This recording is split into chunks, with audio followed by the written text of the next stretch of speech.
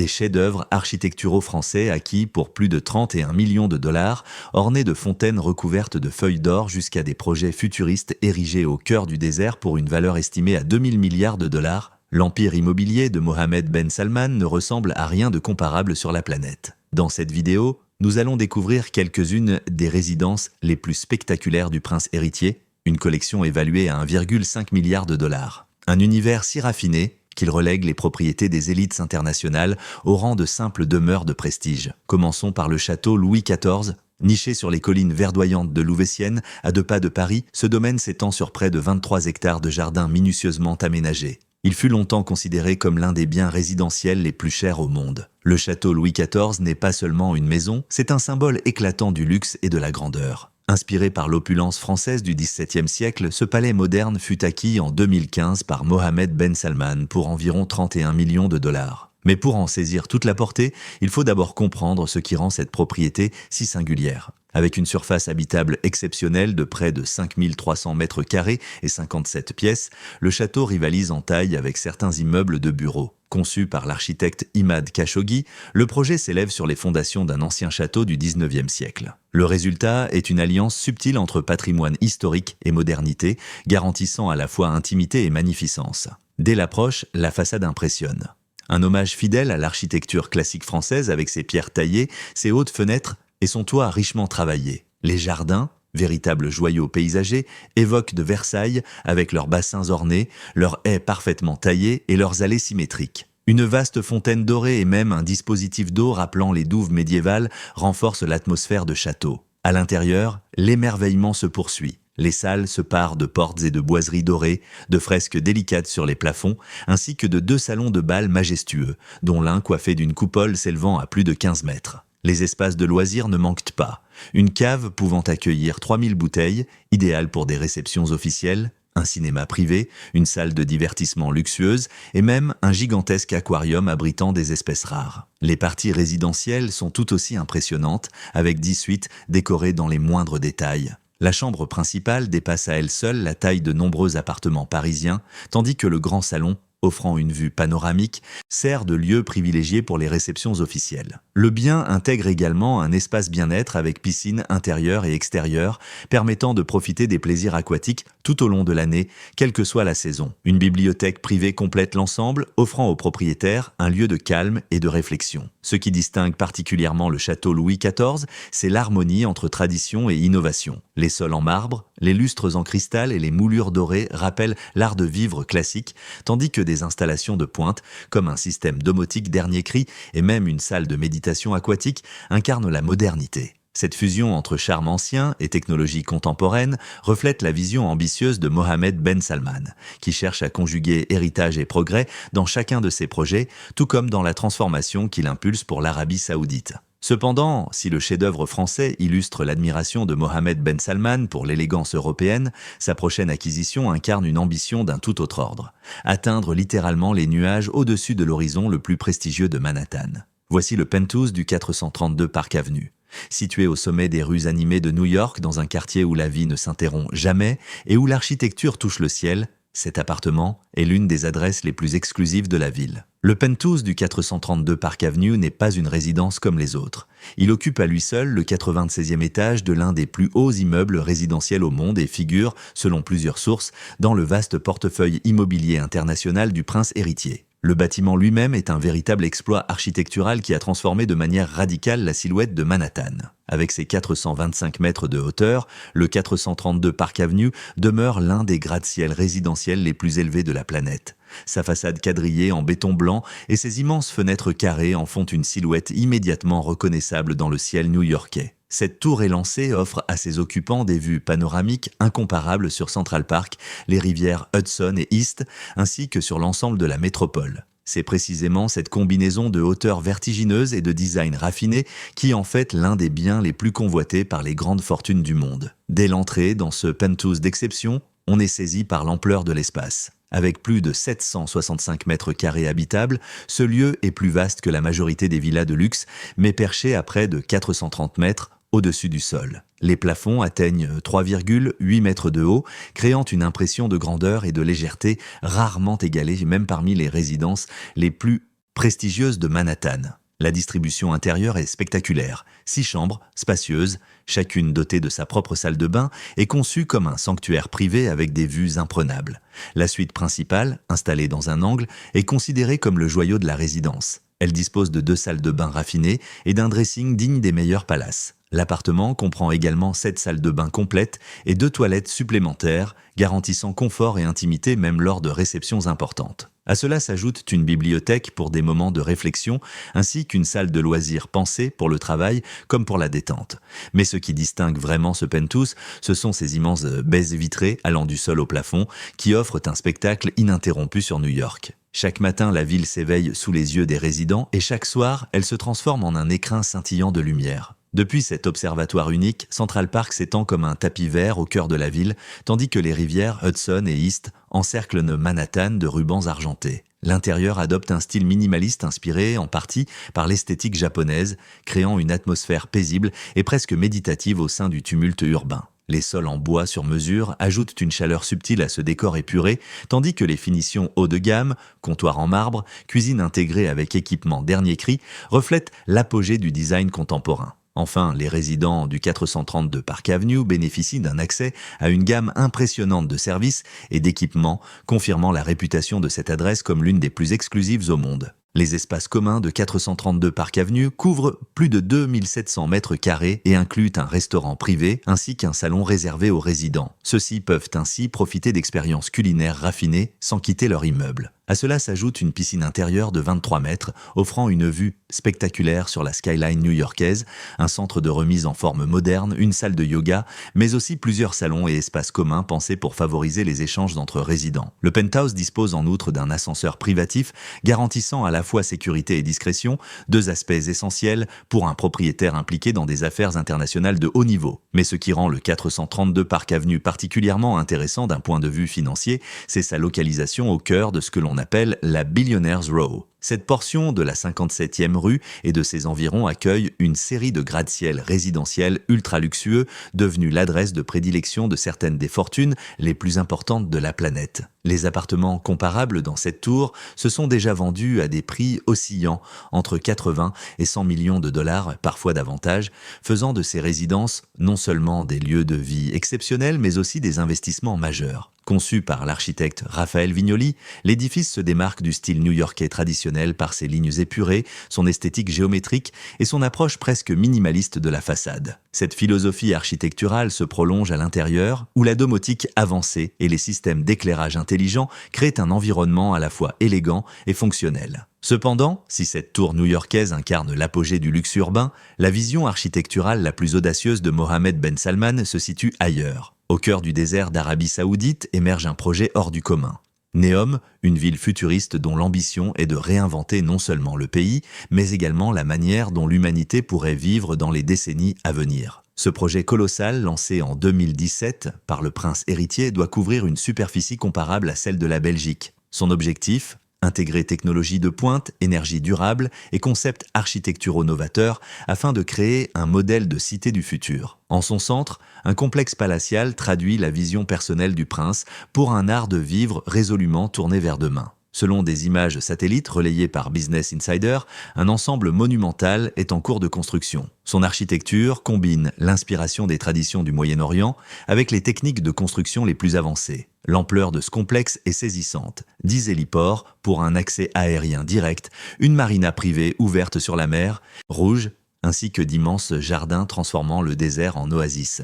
L'architecture extérieure du Neom Palace reflète une approche hybride. Des murs imposants assurent intimité et sécurité, tandis que les façades réfléchissantes rappellent celles de The Line, un autre projet emblématique de Neom conçu pour se fondre dans le paysage désertique. L'intégration de panneaux solaires et de solutions environnementales innovantes souligne la volonté d'allier confort moderne et respect de l'écosystème. Parmi les éléments les plus remarquables figure un vaste plan d'eau artificiel. Bien plus qu'un simple bassin décoratif, il contribue à rafraîchir naturellement le climat local et crée un micro-environnement favorable à la détente et au loisir. Cet ensemble incarne l'un des aspects les plus ambitieux de Neom, transformer un territoire aride en un espace habitable et durable tout en offrant un cadre de vie d'une beauté et d'un raffinement sans précédent. Les infrastructures de loisirs prévues au Neom Palace sont d'une ampleur remarquable, dignes même des plus grandes résidences royales. Un vaste terrain de golf est en cours d'aménagement, offrant une oasis de verdure au cœur du désert grâce à un système d'irrigation et d'entretien sophistiqué. Parallèlement, des plages privées le long de la mer Rouge permettront un accès exclusif à certaines des eaux côtières les plus préservées de la planète, où les récifs coralliens et la vie marine transforment la région en véritable joyau pour la plongée et les sports nautiques. Le projet intègre également les technologies les plus modernes. Le palais de Neom incarne la vision de Mohammed Ben Salman d'une Arabie saoudite pionnière en matière d'innovation et de développement durable. Le complexe est pensé pour combiner des éléments respectueux de l'environnement, tels que des jardins intérieurs avec des installations gérées par l'intelligence artificielle. Cela marque une rupture avec l'architecture palatiale traditionnelle, longtemps centrée sur la seule opulence, en mettant désormais en avant une responsabilité écologique affirmée. L'un des aspects les plus fascinants de cette initiative est son lien avec The Line. Un concept urbain, linéaire, révolutionnaire. Cette cité futuriste s'étendra sur 170 km et accueillera environ 9 millions d'habitants. Imaginée comme une structure verticale de 500 mètres de haut mais seulement 200 mètres de large, elle est décrite comme une prouesse architecturale unique dans l'histoire, offrant une ville compacte, écologique et interconnectée. À l'intérieur du Neom Palace, encore en cours de construction, les plans prévoient plusieurs résidences dotées de prestations exceptionnelles, de vastes halls, un théâtre privé et des espaces de réception raffinés. À l'image des autres propriétés associées à MBS, on peut s'attendre à des finitions en marbre, des éléments décoratifs précieux et de grandes salles de loisirs, le tout intégré à des systèmes domotiques de pointe représentant le meilleur de la technologie résidentielle moderne. La portée stratégique de ce palais dépasse largement son rôle résidentiel. Il s'agit également d'un centre de commandement et au cœur de l'un des projets urbains les plus ambitieux jamais entrepris. Depuis ce lieu, Mohammed Ben Salman peut superviser la réalisation d'une cité destinée à attirer des investissements internationaux,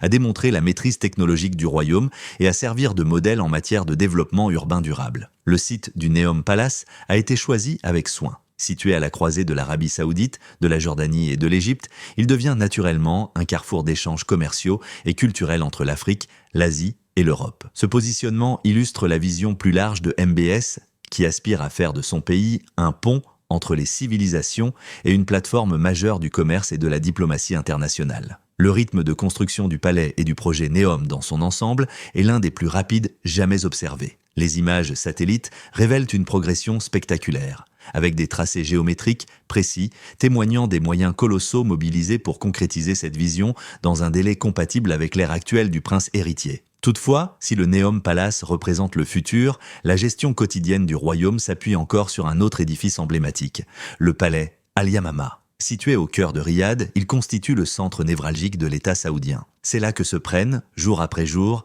les décisions les plus importantes qui orientent le destin du pays. Construit en 1983 et devenu résidence officielle du roi depuis 1988, ce complexe impressionnant s'étend sur près de 370 000 mètres carrés, soit une superficie encore plus vaste que celle du Pentagone. Bien plus qu'une simple résidence royale, Al-Yamama est à la fois le lieu de travail et le siège officiel du pouvoir, symbole de la continuité d'une monarchie qui joue un rôle majeur sur la scène mondiale depuis plusieurs décennies. Le dit palais Al-Yamama n'est pas seulement un lieu de résidence royale, mais aussi le siège officiel du gouvernement saoudien. En tant que prince héritier, Mohammed Ben Salman y a un accès régulier et y conduit de nombreuses fonctions d'État, des rencontres diplomatiques, ainsi que la gestion quotidienne du royaume. À l'extérieur, l'édifice se présente comme une œuvre majeure de l'architecture arabe moderne, tout en s'inspirant du style traditionnel Najdi. Ses motifs géométriques, ses fenêtres en arc brisé et ses murs épais conçus pour isoler de la chaleur désertique évoquent un subtil équilibre entre authenticité et modernité. Le marbre qui recouvre ses façades, ses tours imposantes et son agencement solide projettent une image à la fois prestigieuse et sécurisée,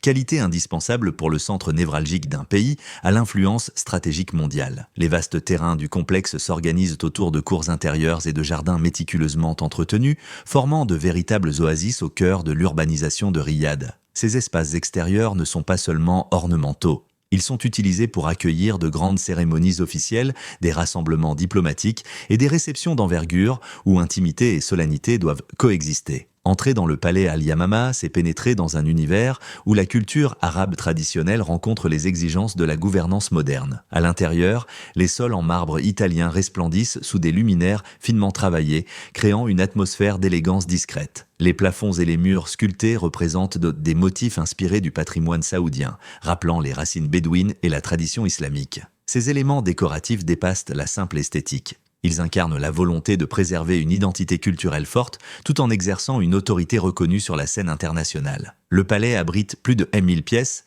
chacune conçue pour une fonction précise.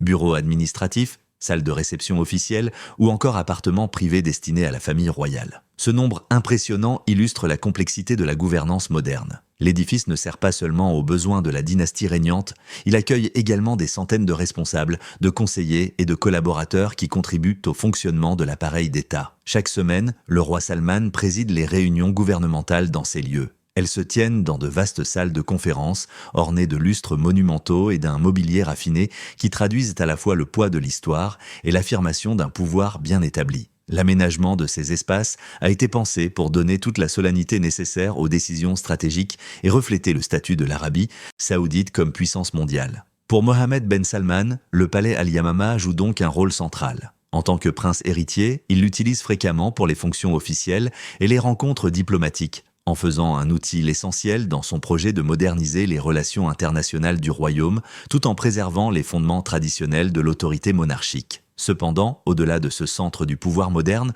le prince héritier conserve un lien intime avec le passé et les traditions de son pays. C'est dans le palais Al-Auja, situé dans la région historique de Diriyah, berceau de la première dynastie saoudienne, qu'il retrouve une autre facette de son héritage. Construit sur la ferme privée du roi Salman, ce domaine du désert incarne un pont entre l'histoire prestigieuse de l'Arabie saoudite et ses ambitions futures. Le palais Al-Auja, à la fois lieu de retraite et symbole patrimonial, offre à Mohammed Ben Salman un cadre enraciné dans la tradition, tout en portant une valeur stratégique pour l'image et l'évolution du royaume. Contrairement à l'éclat futuriste du palais Neom ou au faste d'inspiration européenne du château Louis XIV, le palais Al-Auja séduit par la sobriété élégante de l'architecture traditionnelle najdi.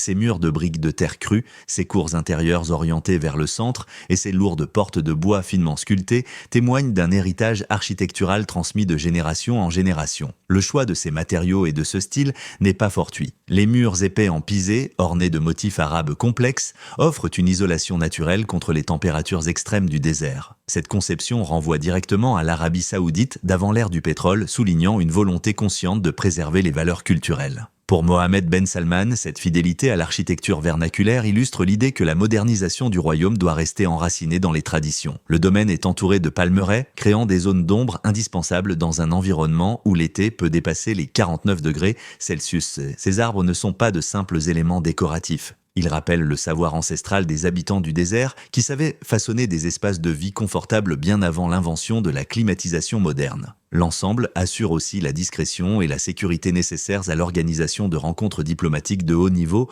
tout en envoyant un message fort. L'Arabie saoudite entend affirmer son identité culturelle même au cœur de sa transformation. À l'intérieur, la philosophie de conception privilégie la simplicité raffinée et la fonctionnalité, plutôt que la profusion de dorures qui caractérise certains palais royaux. Les plafonds en bois, les artefacts culturels et le mobilier traditionnel composent un cadre authentique, reflétant l'hospitalité légendaire de la culture arabe. Le cœur de cet espace intérieur est le Majlis-e, salle de réception traditionnelle, où dignitaires et invités sont accueillis dans le respect d'usages séculaires. Des tapis richement tissés, des coussins disposés selon la coutume et des éléments patrimoniaux créent une atmosphère propice aux échanges importants dans un cadre qui célèbre les valeurs saoudiennes. Le choix d'établir un palais à Diriyah revêt une portée symbolique majeure. Cette ville historique, berceau de la première dynastie saoudienne, incarne la naissance de l'État et les racines de la famille Al Saoud. En maintenant une résidence dans ce lieu chargé d'histoire, Mohammed Ben Salman affirme son attachement aux fondations du royaume, tout en se réservant un espace de réflexion stratégique loin de l'intensité de Riyad. Le roi Salman lui-même utilise fréquemment le palais Al-Auja pour recevoir des chefs d'État et des dirigeants internationaux. Loin d'être un simple lieu de retraite, il s'impose comme une plateforme diplomatique active. Le décor traditionnel confère à ces rencontres un caractère unique, permettant aux responsables saoudiens de valoriser leur héritage tout en menant une politique étrangère tournée vers l'avenir. Les salles de réunion du palais sont pensées pour la flexibilité. Elles s'adaptent aussi bien à des entretiens confidentiels qu'à de grandes assemblées diplomatiques. La combinaison d'une esthétique patrimoniale et d'un aménagement réfléchi crée une atmosphère à la fois accueillante et solennelle, favorable à un dialogue constructif et à une diplomatie efficace.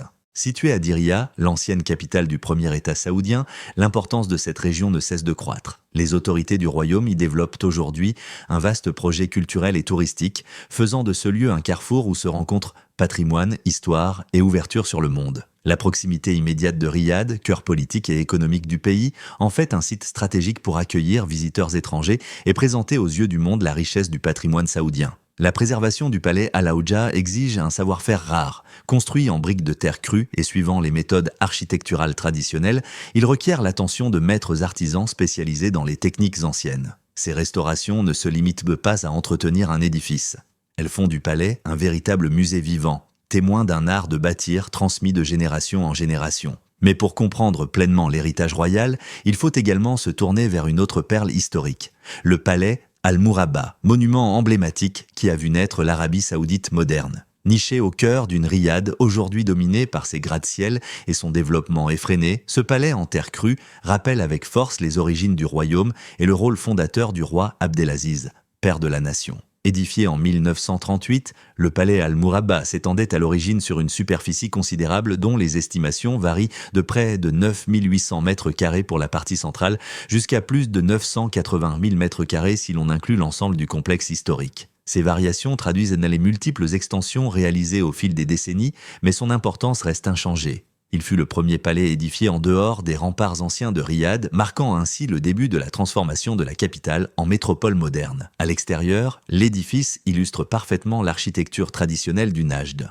Les murs, en briques de terre mélangées à de la paille, offrent solidité et isolation thermique, tandis que les fondations en pierre protègent de l'humidité. Les toitures de palmes et les murs épais assurent une régulation naturelle du climat, essentielle dans la chaleur extrême du désert. De fins motifs décoratifs, parfois gravés dans la terre séchée, témoignent de l'artisanat local et de la créativité artistique propre à la région. Le palais s'organise autour d'une grande cour intérieure ombragée de palmiers. Ces arbres n'étaient pas seulement destinés à embellir l'espace, dans la culture arabe, ils symbolisent prospérité, endurance et capacité de vie, même dans les environnements les plus rudes. Ce symbole résonne avec la vision actuelle du royaume, qui associe modernisation et résilience culturelle sous la conduite du prince héritier Mohammed Ben Salman. Aujourd'hui, le palais Al-Mourabba abrite principalement un musée réparti sur 2 étages et composé de 32 salles. Ces espaces présentent aux visiteurs l'histoire de la dynastie et les traditions architecturales saoudiennes. Toutefois, le site reste accessible au prince héritier qui peut y organiser des événements culturels et certaines réceptions officielles. Ainsi, ce lieu patrimonial continue de lier le présent du royaume à ses racines historiques, tout en illustrant la transformation d'une résidence royale en un espace de mémoire et de culture. À l'intérieur, le décor a été conservé avec soin. Plafonds en palmes entrecroisées, poutres en bois apparentes, simplicité des lignes, tout rappelle la finesse des techniques développées par les artisans du Najd depuis des siècles. Cette architecture, à la fois sobre et fonctionnelle, incarne une élégance intemporelle qui relie le passé au présent et qui continue d'inspirer les projets architecturaux contemporains en Arabie saoudite. Ces méthodes de construction traditionnelles permettaient de créer des espaces naturellement frais, agréables même sous la chaleur écrasante des étés saoudiens, bien avant l'invention de la climatisation moderne. Grâce à l'ingéniosité des bâtisseurs d'autrefois, l'architecture devenait à la fois fonctionnelle et en parfaite harmonie avec l'environnement désertique. Aujourd'hui, le palais abrite un musée qui présente une collection exceptionnelle. Objets historiques, vestiges antiques et expositions culturelles retraçant l'évolution de la péninsule arabique. On y découvre le passage d'un ensemble de territoires tribaux à la formation d'un royaume unifié, désormais acteur majeur sur la scène internationale. Pour le prince héritier Mohammed Ben Salman, ces expositions sont à la fois une source d'inspiration et un rappel constant du parcours remarquable qui a conduit l'Arabie saoudite à la place d'influence qu'elle occupe aujourd'hui. Le palais compte 8 grandes salles thématiques. Chacune d'elles illustre une période décisive. Les royaumes arabes anciens, l'époque pré-islamique, la mission du prophète, la fondation du premier État saoudien, puis l'unification du royaume. Ensemble, elles composent une fresque historique qui éclaire les fondements culturels guidant encore aujourd'hui de nombreuses décisions politiques. La décoration intérieure se distingue par sa simplicité élégante, des tapis traditionnels, un mobilier sobre et une attention particulière portée à la conservation historique créent un contraste frappant avec le faste d'autres résidences royales. Ce choix n'est pas anodin. Il témoigne d'un équilibre recherché entre la valeur de la tradition et l'attrait de la modernité, en sachant apprécier l'un comme l'autre au moment opportun. Situé au cœur du centre historique dédié au roi Abdelaziz, ce palais s'intègre dans un ensemble plus vaste, consacré à la préservation et à la transmission du patrimoine saoudien. Cette intégration reflète la vision de Mohammed Ben Salman. Utiliser la sauvegarde culturelle non seulement comme un instrument de mémoire nationale, mais aussi comme un pont vers une meilleure compréhension internationale. Merci d'avoir regardé cette vidéo. Si vous avez apprécié cette vidéo, n'hésitez pas à cliquer sur l'une des vignettes à l'écran pour découvrir d'autres contenus similaires. Et surtout, pensez à liker, partager et vous abonner à la chaîne pour ne rien manquer de nos prochaines histoires.